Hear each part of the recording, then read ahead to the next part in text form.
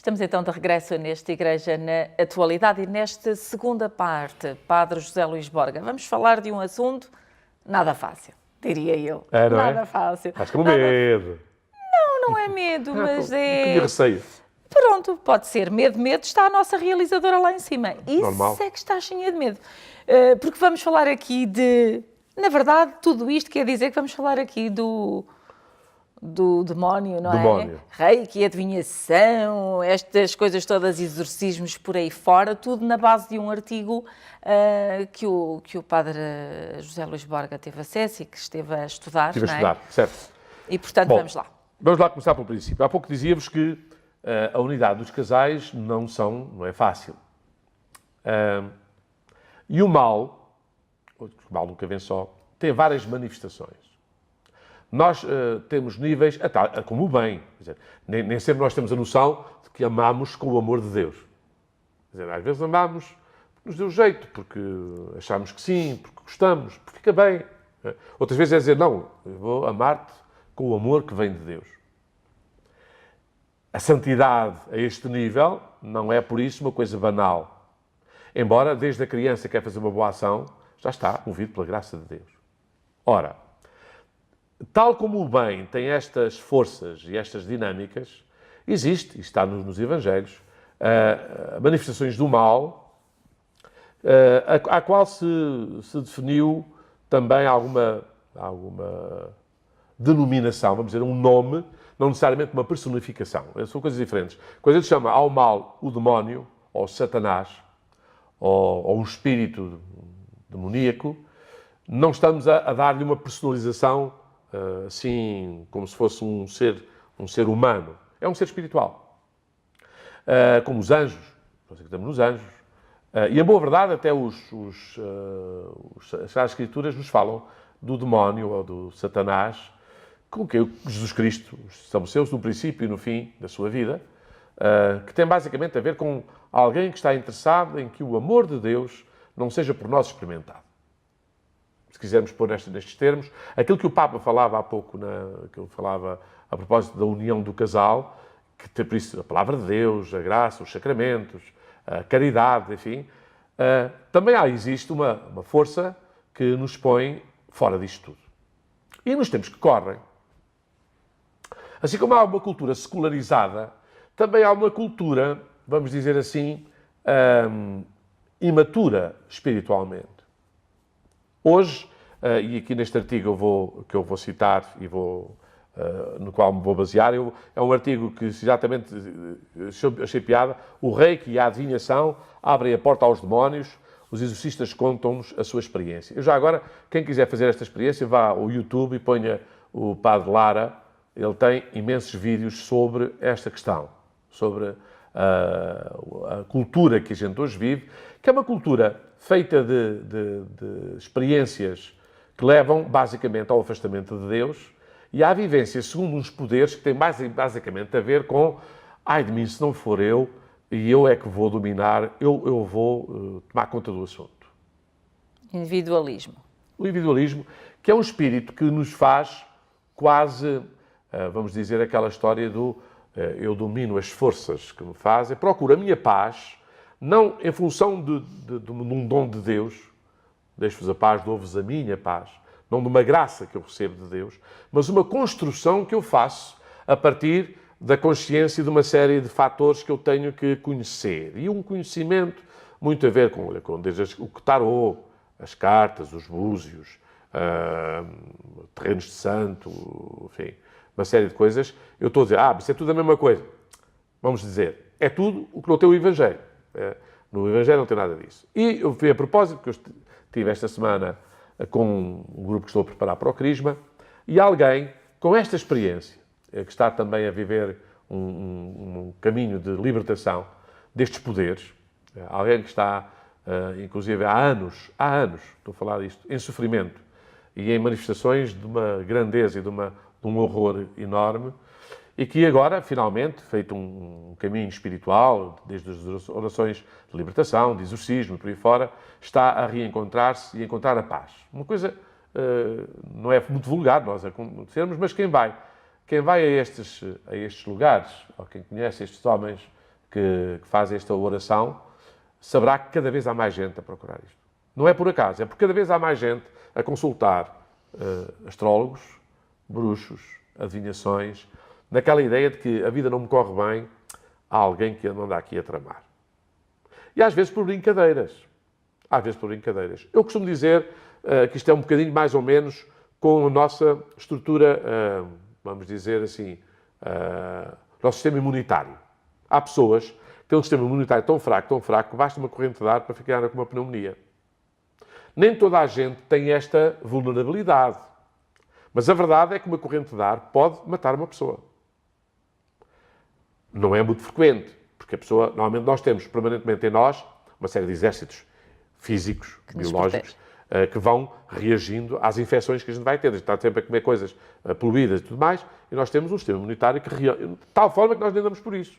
Mas estamos permanentemente em luta contra muita coisa, desde o ar que respiramos até a coisas que comemos, há bactérias que apanhamos, vírus, por aí fora, que se temos um bom sistema imunitário, se andar por isso, a coisa... Só que começa a não dar por isso, começa a haver infecções, começa a haver febres, delírios, e depois antibióticos e por aí fora, depois não te falo. Isto é assim fisicamente e é assim espiritualmente. Quando as pessoas, por imaturidade, ou até por brincadeira, não é? Começam a ir a estas coisas, era o que eu dizia lá aos meus jovens, porque essa pessoa pôs o problema a dizer, a pergunta era assim, pode um católico, sendo católico, ir fazer reiki, yoga, tarô, pode fazer isso? E a minha resposta foi, pode. Eu não sei de nenhum que tenha tido recomendado, nem pela igreja, nem por nenhum padre. Não conheço nenhum padre que faça reiki, yoga, ou ensine, como não é essa prática em si.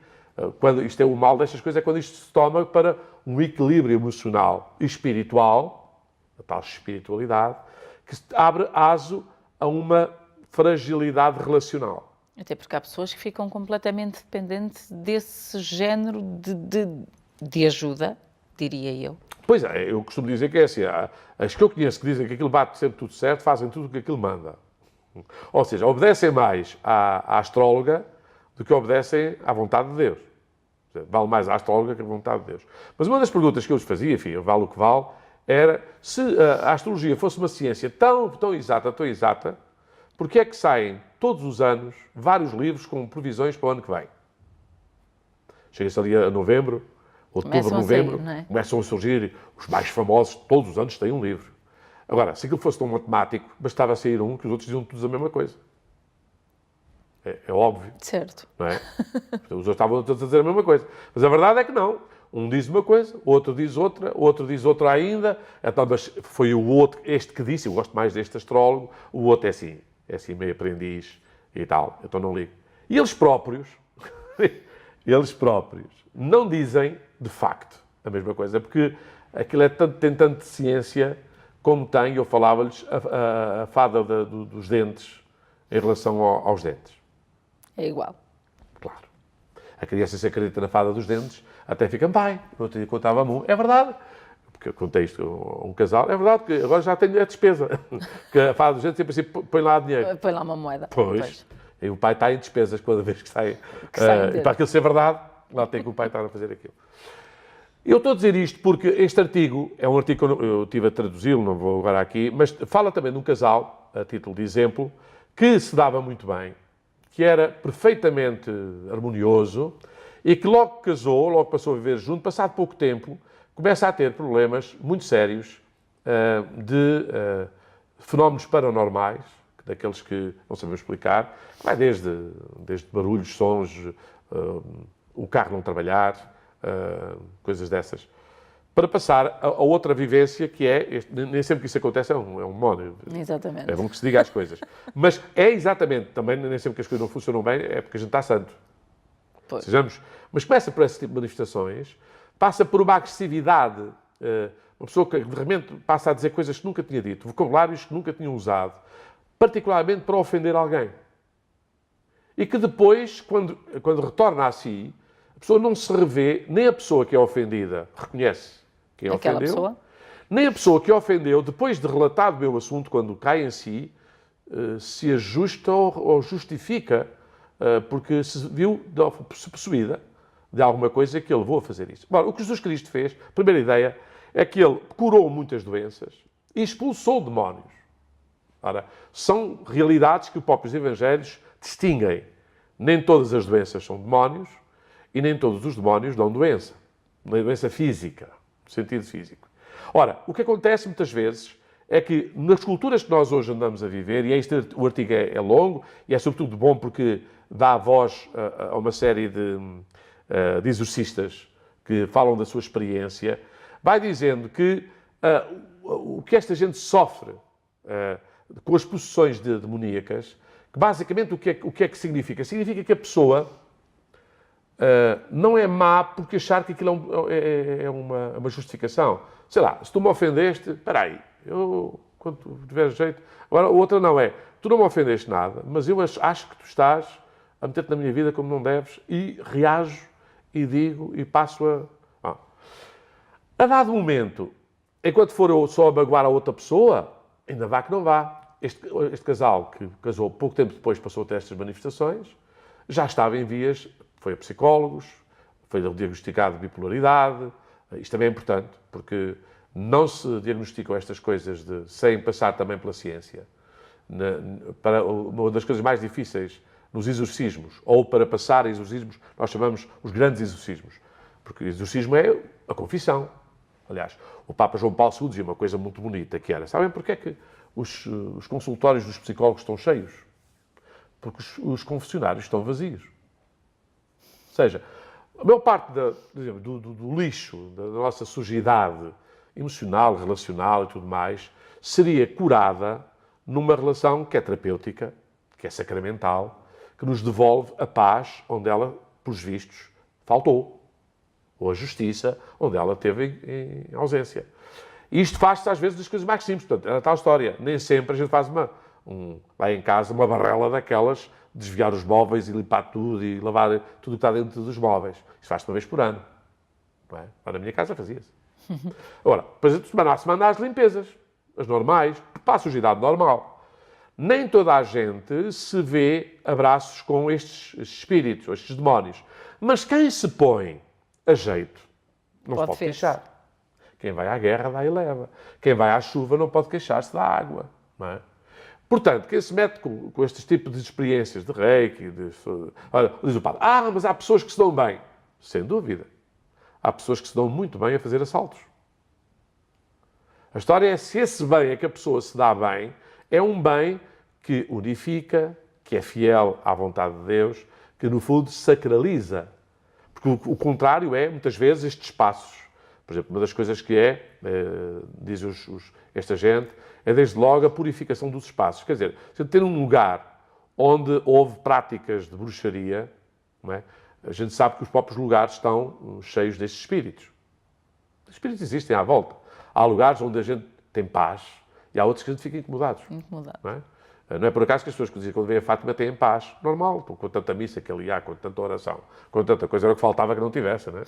Mas, porquê? Porque no topo desta pirâmide, e atenção, começa por haver depois a aversão ao religioso. Isto já ouvi com os meus olhos. Atenção, não estou a falar de coisas que eu não tenha conhecimento por via prática.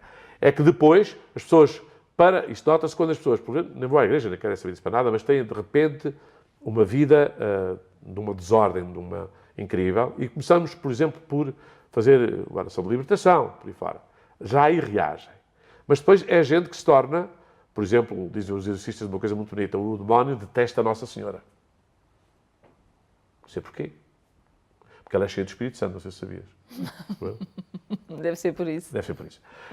Aliás, não deve ser não. É mesmo por isso. É mesmo por isso. Então, quando esta gente se põe a rezar o terço, por exemplo, é de uma violência incrível. Portanto, o que acontece é que depois, diante deste diagnóstico, portanto, o assunto dar-nos-ia para... Eu sei que o tempo já está a acabar, estou a olhar, vê lá, já estou a ver que o tempo está a acabar.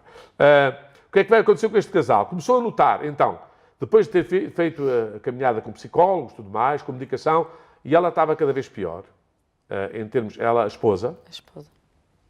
Eles decidiram, finalmente, falar com um padre exorcista, que, tendo começado a trabalhar, foi um caminho muito longo, pois existem, depois estas caminhadas não saem de um momento para o outro, tem que ser um caminho de uma, quase, o caso que eu conheço é engraçado, uma pessoa que nem sequer ir à missa, agora vai diariamente à missa, comunga diariamente.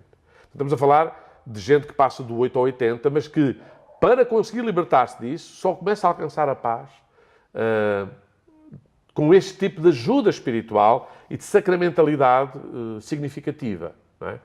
Repito, não são casos, por isso é que para o exorcismo, digo já, não é exorcista qualquer padre. Para haver, deve ser um padre devidamente orientado por um bispo, deve ser o bispo, por isso é que temos alguns. E é evidente que, à medida que estes casos vão surgindo, à medida que as pessoas vão vivendo neste mundo quase pagão, em que se volta a acreditar nas vísceras dos animais para saber o meu futuro, não é?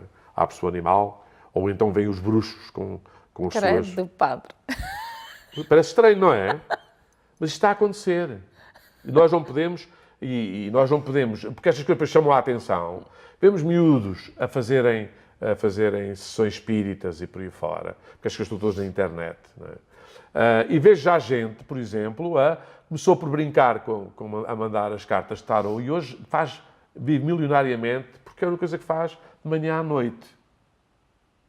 Só para ajudar as outras pessoas, dizem Mas nesta eles. questão, padre, para quem está lá em casa a pensar, mas afinal, há ou não há situações em que é preciso pedir o auxílio de um padre exorcista e de que forma é que, ou seja, o que é que eu estou aqui a pensar, tudo isto que o padre está a dizer, e pode ser o mesmo que lá em casa aos nossos telespectadores também, que é, qual é a situação em que eu me devo socorrer daquilo que a Igreja tem naturalmente, por graça de Deus, para me oferecer, neste caso, um padre exorcista, que me ajude nesta rebuliço que vai a minha vida, para que não me deixem cair nestes enredos e nestas tentações do mais fácil. Há duas coisas que para mim são muito significativas. A primeira, o medo.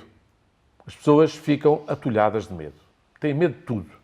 Porque é tal história, se eu acredito que tenho o poder da saúde, de ter saúde, de ter doença, quando não tenho, a culpa é de alguém. Tudo são forças. Tudo. E parece que eu sou um joguete no meio disto tudo. Depois, porque é gente que já não dorme, é gente que tem possessões de vozes, fisicamente, inclusive, tem possessões, porque não imaginas o que é uma pessoa, por exemplo, estar inchada, permanentemente inchada, e de repente se inchar e ficar como se estivesse grávida, por exemplo, com o caso que eu conheço, não estando.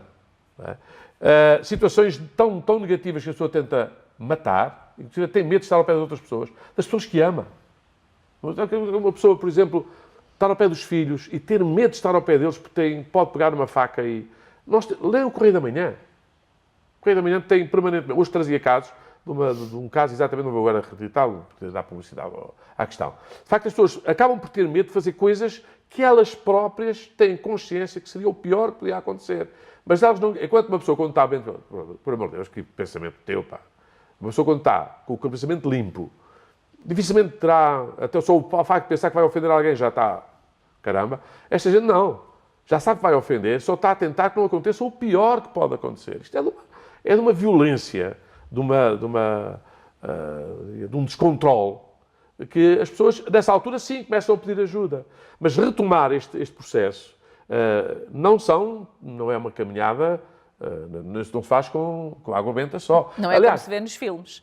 E aí que se vê, por exemplo, o poder do sacramento e dos sacramentais. Por exemplo, a água benta, a pessoa que eu conheço, por exemplo, fazia ferida no corpo da pessoa.